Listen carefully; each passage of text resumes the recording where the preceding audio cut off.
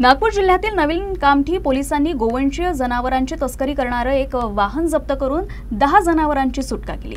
या जनावरांना कत्तलखान्यात नेण्यात येत होतं। या कारवाईत पोलिसांनी वाहनासह 11,55,000 रुपयांचा मुद्देमाल जप्त केलाय आणि वाहन चालकाला अटक केली आहे। नवीन कामठी पोलीस ठाण्याचं पथक कामठी गुमथळा मार्गावर गादा शिवारात गस्तीवर होतं।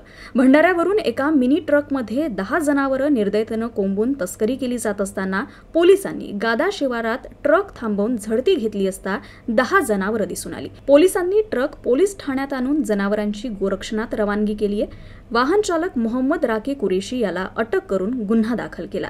जनावरं, मोबाईल आणि ट्रक असा 11,55,000 रुपयांचा मुद्देमाल पोलिसांनी जप्त केलाय। जबलपूर हायवेवरती काही जनावरे हे आयशर गाडीमध्ये कोंबून कत्तल करण्याची माहिती मिळाल्यानंतर माननीय पोलीस उपायुक्त निकेतन कदम आणि सहाय्यक पोलीस आयुक्त कामठी विभाग विशाल क्षीरसागर यांच्या मार्गदर्शनाखाली आम्ही स्वतः तसेच आणि माझा स्टाफ आम्ही सदर ठिकाणी रवाना झालो आणि आम्हाला एक गादा रोडवरती मधला एक कच्चा रोड आहे त्या रोडवरती एक आयशर मरून रंगाचा एक आयशर जाताना दिसला। आम्ही तो आपल्याला थांबवून त्याची झडती घेतली असता त्याच्यामध्ये 10 बैल नर जातीचे जनावर होते जे कत्तलीच्या गाठीवाटीने भरून नेत होते।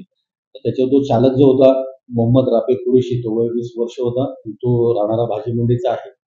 तर सदर त्याच्याकडे चौकशी केली असता त्याच्याकडून समजले की कत्तलीसाठी जनावर नेत आहे। त्याच्या मालकावर माहिती घेतली असता असीम कुरेशी नाव राहणार जुनी कामठी याच्या मालकीचे जनावर असल्याची माहिती मिळालेली आहे। पुढे आम्ही त्याचा तपास करून आम्ही त्याला ताब्यात घेऊन पुढील कारवाई करीत आहोत।